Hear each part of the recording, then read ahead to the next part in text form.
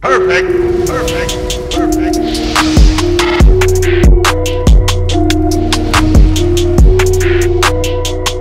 What is going on, everybody? RB here, Philly Take with RB, and you already know what to do. Go ahead and smash that like button for me. Hit that subscribe if you're new, and ding that notification bell so you're instantly notified whenever I upload or go live. Today, we are back just one day after the Philadelphia Eagles take down the New York Giants in what was an ugly, disgusting game, and another heroic comeback in the fourth quarter. This time, the Eagles come out on top. They win it 22-21 and move to 2-4-1 now, and now technically sit atop the NFC Least, waiting to see what the Cowboys do this weekend. And honestly, I still cannot believe it. I feel the same way I did last night for the Philadelphia Eagles to play as bad as they did for the core of this game. I mean, we started strong on the first drive, 11 plays, 75 yards, took up half of the first quarter, a flawless drive. Boston Scott heavily involved. Carson Wentz was perfect on the first drive. D-Jax was involved. Everything was going well. Tons of space.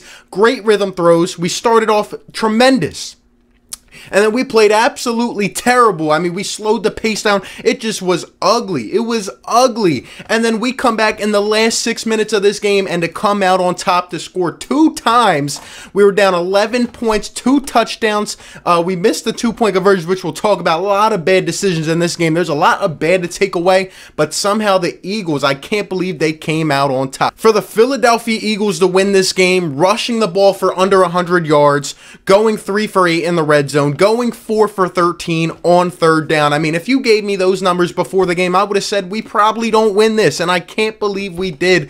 The stats were pretty close. I mean, at one point, though, in this game, the Eagles were manning the time of possession by almost 15 minutes, and we're still losing. But anyway, lots to talk about, as we always do. I feel like it's Monday, but it's actually Friday. Happy Friday. Let's go ahead and look at the injury report like always. So, according to Doug Pederson today, he said DeSean Jackson would miss some significant time. Now, further tests were done, and we're waiting to hear if D-Jax needs to get surgery. I don't believe he does, but D-Jax is going on IR. He's going to miss at least 3 weeks, and it doesn't look good. He posted a photo last night in a walking boot. Really not good at all. The refs need to look at number 45. The NFL needs to look at it. We'll just get this out of the way here. The refs were absolutely garbage, whether it's the Hakeem Butler where they don't call the PI, or the subsequent drive where they call the PI on Cravon LeBlanc, and then they don't call the PI when Darius Slay gets pushed in the chest and gets beat for a touchdown. The refs were garbage. It's not the reason why a team won or lost, but they were absolutely terrible. D-Jax got hurt on a dirty play, and I hope number 45, I looked him up, doesn't even have a picture on the Giants roster. I hope he gets suspended or whatever needs to happen. It was a dirty play. But anyway, D-Jax is going to miss some time. Lane Johnson's day-to-day went out a couple times. I mean, it does not sound good for him. He's just going to be battling this thing all year. Hassan Ridgeway, who was a nice depth piece on the defensive line, was really good in the tackle rotation. He's going to be gone for the year with a biceps injury. I didn't even see him go down. Some of these other guys were looking to get back next week, like a TJ Edwards, a Rudy Ford, Jason Peters, even though Doug hasn't committed to Jason Peters. My lot has been playing decent. Our offensive line has not been good the last 2 weeks, but again, we've had what, 6 or 7 different lines in in each week now. 6 different lines in 7 weeks, and we just have no stability on this offensive line, and Carson Wentz is running for his life. But hey, let's go ahead and talk about this game. We'll get the good out of the way first, and then we'll analyze some of these other things. But man, I mean, the first drive, like I said, was flawless. Boston Scott had a huge game. I tried to tell you Boston Scott would emerge. He was that guy. Whether it was on the ground or in the passing game, he didn't have many yards, but he had big plays. And he had the game-winning 18-yard touchdown catch after a terrible face mask, by the way, by Jason Kelce. I mean, you can't do that as a vet on this team. You can't do that, but Boston Scott played a great game. Travis Fulgham had another game, kind of went under the radar. I felt like Bradbury was on him, and they were throwing him some different looks, even some double coverages at points. But Travis still had over 70 yards. Travis Fulgham has the second most receiving yards in his first 4 games as an Eagle, just behind T.O. Travis Fulgham continues to be that guy, and there's no doubt about it. John Hightower, I mean, was nowhere to be found, actually came in clutch near the end of this game, had probably one of the biggest plays of the game that set us up for that first touchdown. John Hightower, another 50-yard reception. He's one of only 3 players in the entire league this year to have a 50-yard catch or more, and he's actually the only Eagles rookie since 1950 to have a 50-plus yard reception in back-to-back games. I'm excited to see John Hightower develop, especially when we get some of these other weapons back on the outside. But the main culprit of this game, as we know, late on, was Carson Wentz. Carson Wentz did not play well this entire game. He started to make errant throws. I mean, we know the interception to John Hightower, forcing it into double coverage. Not only did he miss Travis Fulgham over the middle, but he throws it into double coverage after, running for his life. At one point in this game, it looked like Carson Wentz immediately got the snap and was flushing out. He did not have any faith in his offensive line. Why would he? But at the same time, he was even spinning out on some of these plays he probably shouldn't have. And he was running for his life, holding on to the ball too long. It must get fixed. It must get fixed. Carson Wentz, by the way, one thing I'm seeing is he needs to learn how to slide. He's still diving into defenders, and I don't want to risk any injury. But Carson Wentz rolls out, throws it into double coverage. James Bradbury with the interception. Just played terrible, and we could not get anything going. I feel like the pace slowed down. I feel like Doug wasn't doing enough to get us into our rhythm. I felt like on the first drive of this game, there was a ton of motion, and after that, there was none. But then something, just as it has the last couple weeks, trimming an 18-point lead, trimming a 17-point lead, and now we trim an 11-point lead, is something just flicked. The Giants gave us one opportunity, and we took it and ran with it. Evan Ingram dropped what would have been a game-sealing third down catch most likely. We came back. Carson Wentz, when everybody just starts to shut down, I'm telling you, the season was hanging in the balance in terms of a mental state. Emotions were going all over the place. People were ready to condemn this team forever. And Carson Wentz brings us back in. The big play to Hightower, another big play to Fulgham, another one to Richard Rodgers. Richard Rodgers, I didn't even mention, had our most receiving yards with 85, I believe, on 6 catches. Richard Rodgers had a heck of a game filling in for Zach Ertz. I'm really liking what I'm seeing from him. Carson Wentz, though, making those big plays. And then after the face mask, we're going first and goal, second and goal, third and goal. We get pushed back. And then an 18-yard catch. Great way to fight his defender off. And Boston Scott makes an amazing play. And the Eagles go up. That was the game-winning touchdown. The first one was a nice rollout and throw to Greg Ward. Greg Ward had a sneaky good game as well. We had a ton of receivers. A lot of guys who people out around the league don't know that stepped up and had a great game. Carson Wentz has more touchdowns thrown in the fourth quarter this year with 6 than all of the other 3 quarters combined with 4. Isn't that crazy, man? He's still turning the ball over, but when it comes to crunch time, Carson Wentz is getting it done. It's crazy. Another stat to know is that the Eagles had the 4th fewest 40-yard pass plays in the NFL last year with 6 total, and they have the 2nd most this year with 5. I like how we're stretching the field. We don't seem to do it in the middle of the game, but when it comes to the big plays, when we need it, we seem to get it done. So that's really good to hear. The defense, in terms of the defense, I thought the defensive line was not good at all against the run.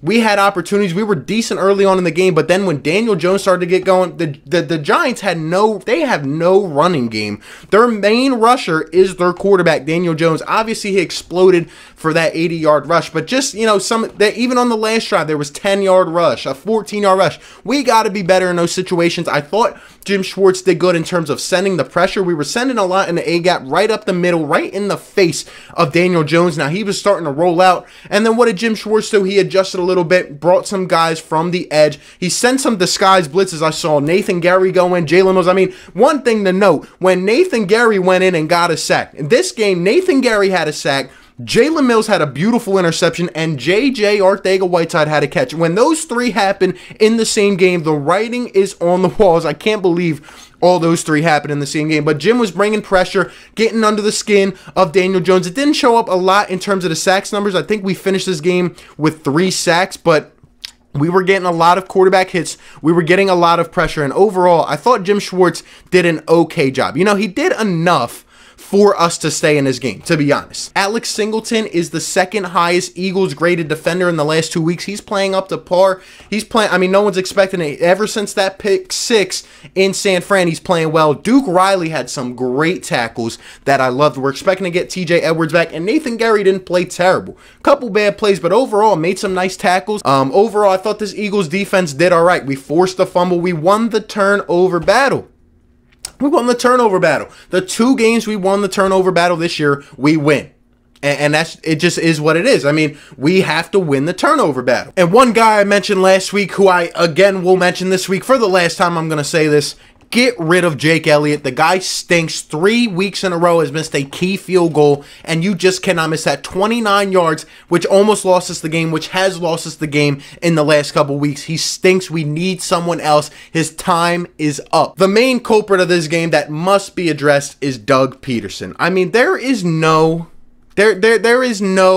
explanation from what I'm seeing from Doug Pederson right now. Carson Wentz saved the day by going 5 for 7 on that last drive with 120 yards, with 2 touchdowns. But why can't Doug Pederson do that throughout a game? I'm telling you again, as we have been saying, Doug Pederson must give up his play calling duties. Now, I went back and watched his press conferences. It was late, but look, man, I'm actually a little bit disappointed with the questions, because usually they have been spot on the last couple weeks. Just because we won this game, they kind of let him off the hook. I don't understand. About 3 or 4 plays in this game make no sense to me. A 4th and goal, Eagles desperately need a score, elect not to go for 3, and we put a guy out there in Hakeem Butler, and he calls a corner fade to Hakeem Butler on a 4th and 1, 4th and 2, 4th and goal from the 1 or 2 yard line, and we throw it up to Hakeem Butler, a guy who has not had a target. I know he's bigger. I know he can go up with it, but a guy who has no experience, that is the guy you put out there, and that's the play call on a 4th and goal. Absolutely disagree. The other one, which was the main one I was pissed off about, and still am, is the same play from last week that you actually made worse. The play that everybody was exhausting their energy on, when you decide to run a quarterback sneak with the game on the line for a 2-point conversion, and then this week you do the same thing. We desperately need to pull it within 3. We desperately need to, and you call a quarterback sneak from the gun with Carson Wentz from the shotgun. Not even under center, not even with Jalen Hurts. You call it with Carson Wentz, and he tries to run it. It was a pitiful 2-point attempt, and it's the same thing you did last week, except last week you put him under center, and your excuse last week was that you ran out of play calls in the red zone, which was terrible. Well, guess what? We were in the red zone 8 times and only converted on 3. That is bad. That must improve, but Doug's play calling has to get much better. And then on the last 2-point conversion, I mean, he hikes it to Jalen Hurts, who almost is looking for a scramble, rolls out, we get a flag, it's incomplete. But still, I mean, I just don't like these play calls on these 2-point conversions.